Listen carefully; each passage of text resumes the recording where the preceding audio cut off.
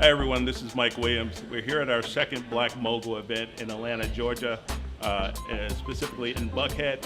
This event is called Black Mogul's Entrepreneur Summit. What this event is about, it's about getting black entrepreneurs together, those existing and aspiring entrepreneurs, and talking about the value of entrepreneurship. When we look at our community amongst black people or African Americans, when we look at the numbers, there's over 27.6 million entrepreneurs in the U.S. Blacks represent only 2.6 million of that. If you look at the minorities represent 8 million. So we're still a small portion of even the minority number. But also when we look at our black dollars, we spend about $1.4 trillion as a race. But our black businesses only collect 133 billion of that 1.4. So when we look at those numbers, we don't even spend 10% of our own dollars on our own black businesses. So there's a huge opportunity, one, to support our businesses, but there's a bigger opportunity for a lot of African Americans and minorities to continue to become entrepreneurs, contribute to our economic growth, employ other people. And I think that's the opportunity we have, and it's a huge opportunity if we all get together, work together, and get on the same message in terms of entrepreneurship, in terms of growth, and supporting our communities. So that's what Black Mogul is really about. Very passionate about this topic, and looking forward to this event. And again, we're here in Atlanta, and we're getting ready to start in a little bit. Hopefully you guys come down and see us.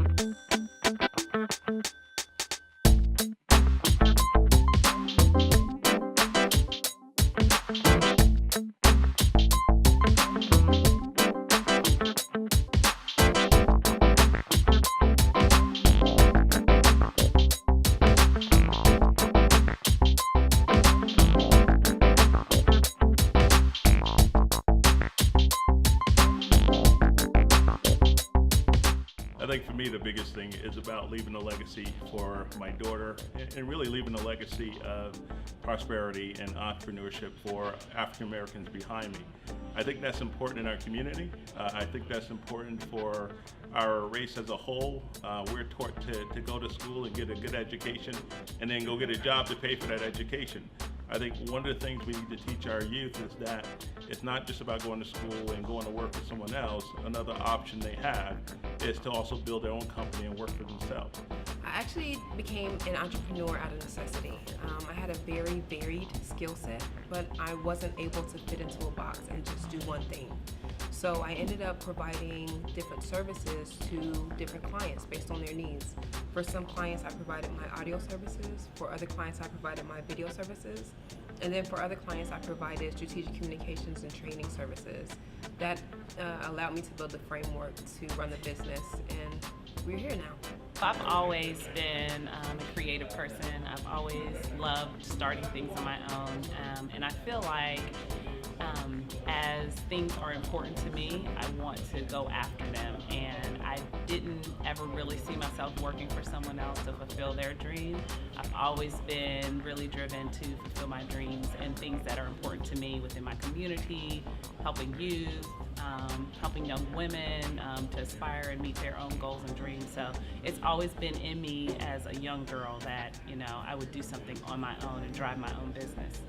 I guess my pro football career, and after playing 10 years in an industry where we were $40 million slaves, if you would, I vowed to never work for anyone else again in that regard.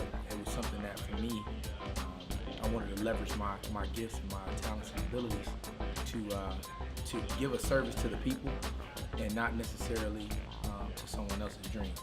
I worked in corporate for 12 years before I decided that it just wasn't the right place for me. It didn't feel good in my heart, it didn't feel good in my spirit, and I thought back to the ways in which I helped my mother. Ultimately, it was about freedom.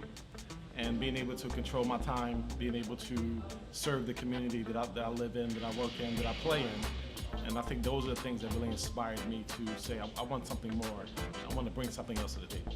I would say freedom, being in control, having ownership. When I worked at a bank, it's like they tell you when to go to the bathroom, when you got to be there. It's like you have no creative, ability to do what you want when you want. So entrepreneurship gives me that ability to be the boss, to be in charge, control my own destiny.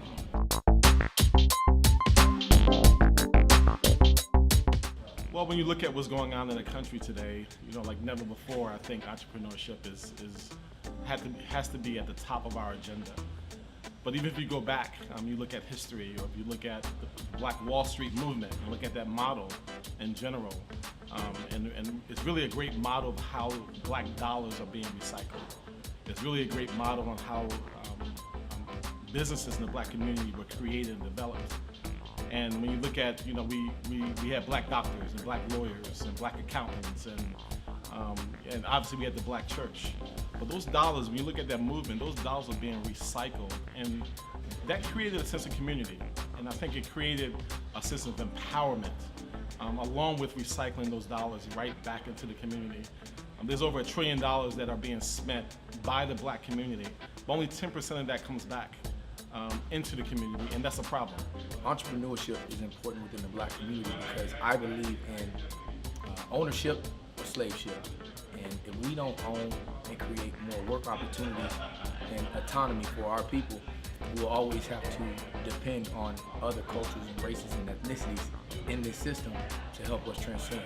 I believe that the only way that we're going to be able to move forward as a people and as a community is to have resources that we are responsible for and that we have complete control over.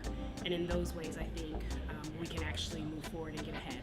And we can only do that when we own our own. It gives us a voice. I kind of, use, music industry to kind of, break stuff down. So when you listen to the song, Jay-Z and DJ Khaled and everybody did, I Got the Keys, it makes you really think, I do got the keys, you got the keys, we got the keys. The thing is, we have to have ownership of those keys and really give those keys to other people to unlock the doors of possibility. We have to give that money back to our communities. We need to invest in our own businesses. We need to support each other and not bring each other down, but actually put money and pour money back into our communities. We've got the power, I just don't think we're exercising it. It allows us to sustain ourselves. It allows us to employ each other. It allows us to build stronger communities, and it ultimately allows us to build a legacy not only for our families, but also for the men and women that are watching us. Within black communities, I think it's important because you circulate the dollars. We talk a lot about boycotting, but I think the biggest thing for us is to compete. When we compete, especially within our own communities, it's better for those that live in those communities, it's better for the black dollar because it circulates amongst the communities, and then it's also contributes to economic growth. And that's something we all need to understand and we all need to be aware of is how do we spend the $1.4 trillion of dollars that we spend every year, and then how do we also do that to support the black businesses within our own community.